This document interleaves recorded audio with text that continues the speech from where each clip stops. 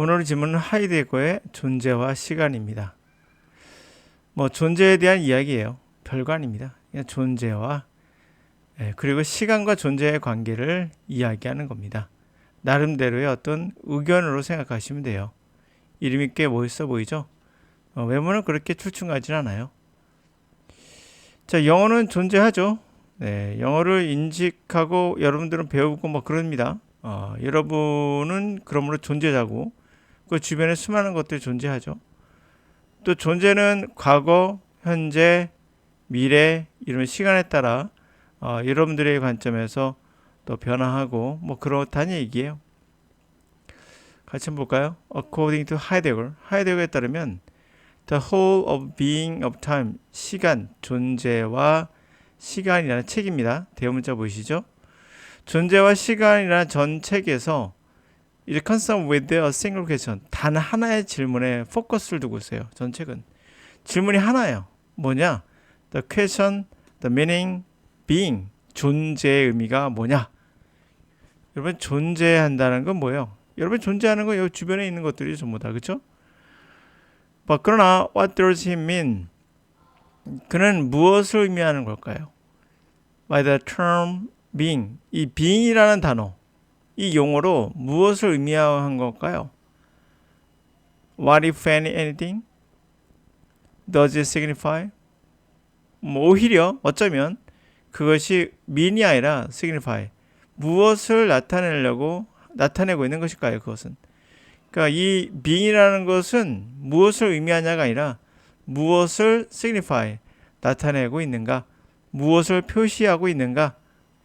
어쩌면 그게 더 가깝다는 얘기죠. It is no accident. 우연은 아니에요. Heidegger provide no clear, simple answer. 하이데거는 명확하고 심플한 그러한 대답을 내놓지 못했어요. 이 질문에 대해서. 이거는 우연의 일치가 아니라는 얘기죠. Neither at the opening his book, 그의 책의 오프닝에서, 그러니까 서문에서도 없고, any later point, 어떤 이후에 그 안에 어떠한 지점에서도 없어요. 왜 없었겠습니까? 존재에 대해서 딱 명확하게 정의를 내리기는 하나의 단어로 하기는 불가능하다는 얘기죠. 그러니까 명확하고 심플한 대답을 내놓지 못한다는 얘기예요. For 그 이유는 it's his view. 그의 관점에서는 it will take at least. 그의 생각이죠. 그의 관점에서는 적어도 the whole his book. 그의 책 전체가를 가지고 bring to us. 우리에게 the point where 어떤 지점까지 데려가는 겁니까? We can even ask question. 질문을 할 수 있는 그 정도. in a coherent. 논리정연하면서도 potentially 잠재적으로 fruitful way, 실적이 있는, 과실이 있는 그러한 방식으로 질문할 수 있는 그 지점까지 우리를 데려가는 데는 결국 이 전체 책이 필요했다는 거예요. 결국은 뭐예요? 질문하는 겁니다. 답을 주는 게 아니라. 어찌 보면 철학이라는 건 답을 주는 것보다는 스스로 질문하게끔 하는 것이 아닐까 생각이 드는데, 그런 어떤 코히런트하고 아주 질서정연하면서도 논리적인, 그러면 포텐셜 잠재적으로는 fruitful, 과실이 있는 그런 방식으로 질문할 수 있는 지점까지 우리를 끌고 가는 데는 전체가 다 필요했다는 얘기죠, 책에서. Nevertheless, 그럼 아무것도 안 하는 거 아니냐 걔는, 그렇죠? 그럼에도 불구하고 걔는 also 또한 a certain, primarily understanding of being. 자, 그러면서도 어쩔 수 없는 거겠지만 또한 어떠한 certain, 막연한 겁니다. 막연한, 확정되지 않은, 막연하면서도 preliminary, 임시라는 뜻이죠. 임시, 가이해. 존재에 대해서 그냥 막연한, 그냥 임시적인, 정확한 건 아닌, 확정적이 아닌 그냥 가이해를 그러나 받아들이고 있다는 거예요. To be implicit, 암묵적인, everything human being, 인간이 말하는 거 하는 모든 것에 말하지 않아도 다 알고 있는, 암시적인, 암묵적으로 알고 있는 그런 어떠한 막연한 certain, 그러면서도 완성되지 않은 형태의 존재의 이해를 그는 take, 취하고 있다는 거죠. 그래서 it should be possible, 가능하게 되게 한 거예요. 심지어 초기, early stage, 초기 단계에서 indicate list, 적어도 initial orientation, 초기의 방향성 정도는 가르쳐 줄 수 있게 된 거죠. 우리의 사고에 대한 어느 방향으로 갈지, 그렇죠? 초기의 오리엔테이션, 방향성 같은 것은 indicate, 가르쳐 줄 정도의 그런 것이 가능하게끔 가능해야 하게끔 해야 했다는 거죠. 결국 뭐예요? 나도 몰라요. 모르는데 여러분들을 어떠한 지점으로 질문하게끔 실질적인 어떤 효과를 발휘할 수 있는 그러한 질문을 하게끔 끌고 가는 데는 그냥 막연하게 시작할 수는 없으니까, 그럼에도 어떤 확정적이지 않고 가 형태의 존재에 대한 이해를 그는 테이크했다는 거예요. 받아들였다는 거예요. 그것은 바로 모든 것에 존재하는, 모든 것에 뭔가 암묵적으로 존재하는 것, 인간이 하는 모든 것에는 암묵적으로 그냥 뭔가 존재한다는 거 우리 알죠. 저기 건물을 보면 건물이 있다, 너가 하는 행동 보고 쟤는 저렇게 열심히 공부한다, 이런 존재, 그걸 암묵적으로 우리 다 그냥 막연하게 다 알고 있잖아요. 그런 것을 우선 받아들인다는 거예요.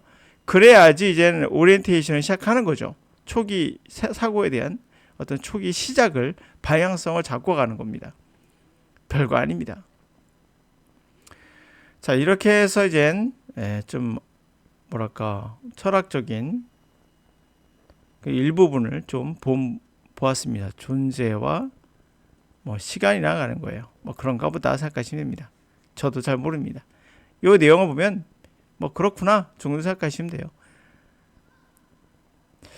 자, 이렇게 해서 우리는 어떤 사람이 뭔가를 답을 내는데 얼마나 어려운지를 우리가 알 수가 있어요. 그게 더 중요한 포인트예요.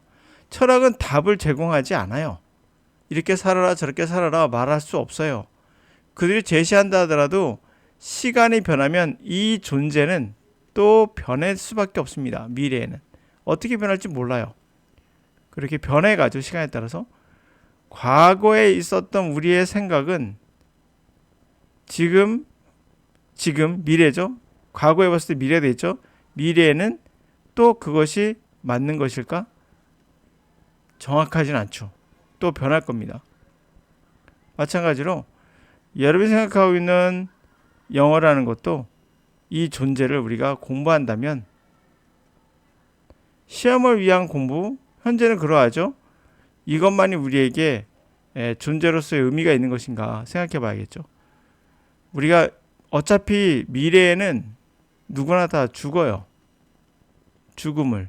그러니까 우리가 인간이라는 것이 존재하죠. 이 인간이라는 존재자는 미래로 가서 생각할 수 있어요. 시간을 넘나들죠. 그러면서 그 존재에 대한 의미를 부여할 수 있어요.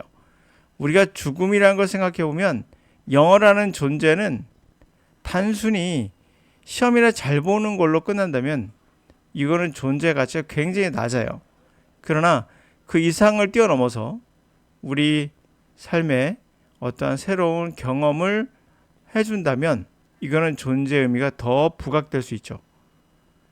자, 그 경험, 이 경험이라는 건 뭡니까? 영어를 통해서 우리가 자신의 느낌을 좀 더 구체화하고 그 구체적인 걸 통해서 뭔가 목표를 좀 뭐랄까요, 이거를 저도 잘 이걸 잘 말하기가 힘들죠. 사람만 느끼는 게 다르기 때문에요. 여러분들이 외교관이라면 이 영어라는 것은 하나의 도구가 되겠죠. 도구.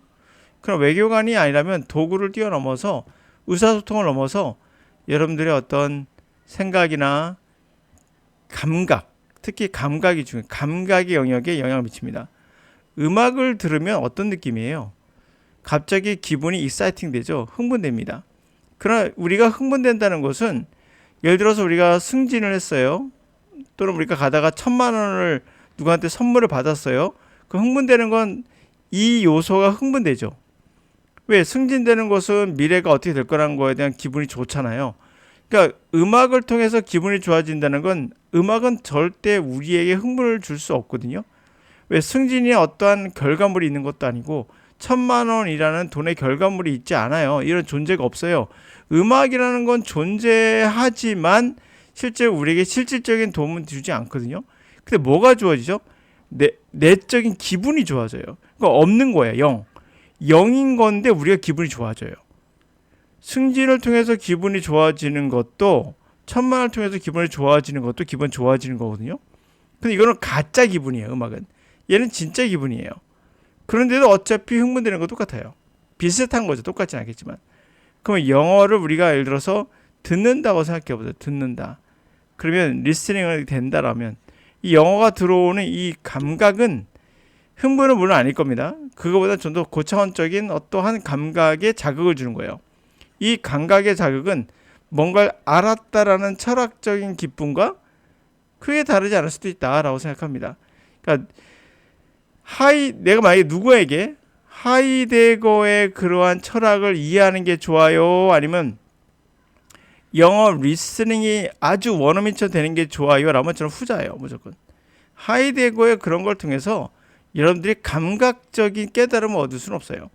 그러나 영어를 그냥 시험 보는 것이 아니라 원어민처럼 느낄 수 있다면 감각의 어떠한 경험을 줄 수 있다 그러면 그것은 더 많은 깨달음을 또 더 많은 흥분을 삶의 어떤 그 만족감을 줄 수 있다고 생각을 합니다.